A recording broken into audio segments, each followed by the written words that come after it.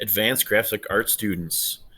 So, what I'm seeing as we go online with e-learning that myself and more importantly, many other teachers have kind of basic banners going on when they could be gifts or even something a little bit more special, like what I have with graphic arts.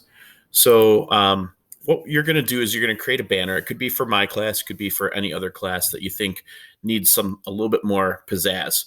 So, in our long efforts as graphic artists to solve problems using our skills, what we're going to do is we're going to start with a new Adobe product called Spark. Okay, you can install this on any PC, Mac, or Chromebook. The way to do that is to go to sparkadobe.com, and you're going to be at this page here. So you're going to continue with Google and pick your school account. And then, as always, and most importantly, go with the enterprise ID.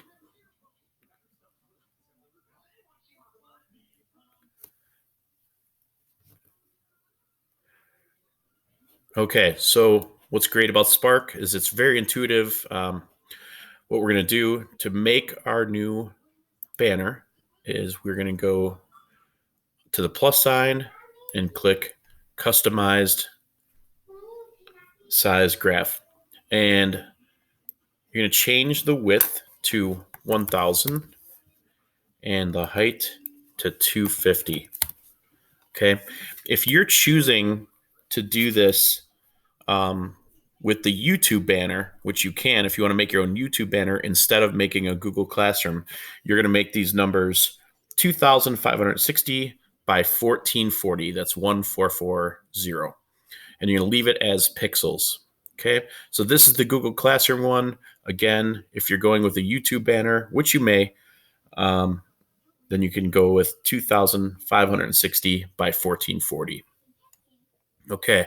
We're going to click next. So we should now have, when this is done loading, our template to follow. Okay. And I'm going to move this guy over here.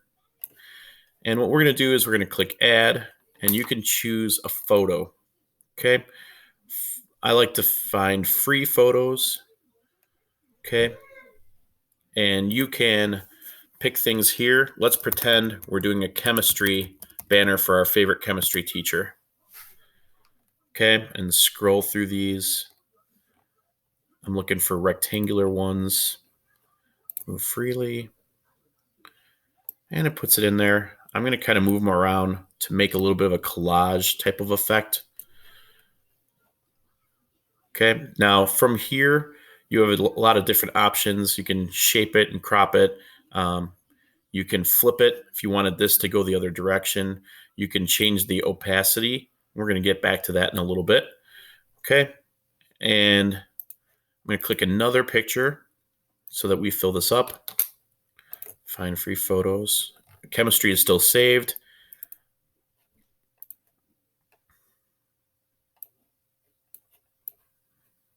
Okay, I'm going to make this bigger than the size just to fill it up for now. Okay, and that's going to be my background for my banner. You can make yours better than mine. That's fine. Okay, but now what I'm going to do is I'm going to add this time text. Okay, and I'm going to pick one that I like. Okay, you're just picking the style right now. You're not necessarily picking the words. And I'm going to go with Chemistry 101 and click Done. Okay, now this obviously is not good because the background blends together with the words. So I'm going to click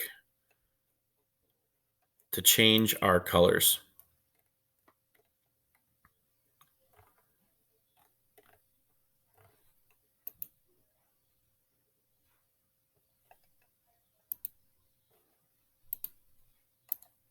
Secondary. All right, after you're done playing around with some of those, here's where you go to change the colors.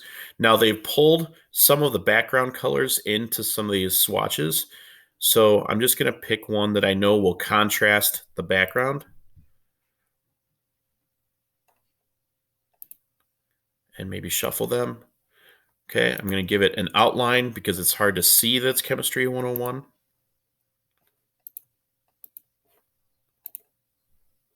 All right. You can play around with these effects as you want.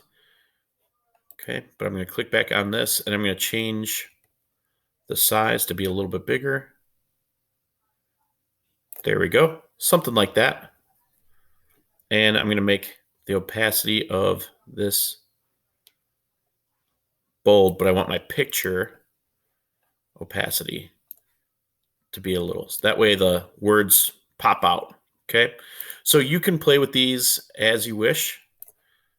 Okay, so you can play with all the other options that are here. Like I said, it's pretty self-explanatory. You can add filters.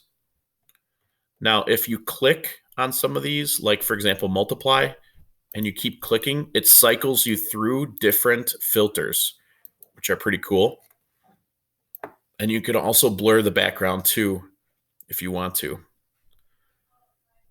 So again, so your chemistry words start to pop out even more. When I'm done, I'm going to click download to this, okay? And I'm going to choose a PNG because sometimes JPEGs can be lossy. So we're going to click that and download it. It goes into your files in your download file, okay? And what you can do is go ahead and add that and turn it in when you're all done and you're happy with it. If you make one for my class, I might even make yours be the banner for the class. But again, you could make these for multiple classes, multiple teachers, and also you can use it for your YouTube banner if you want to also. So anyway, there's your introduction on Spark. Pretty simple, pretty straightforward. Make yours much better than I made mine. And you're another graphic artist solving more problems in the world.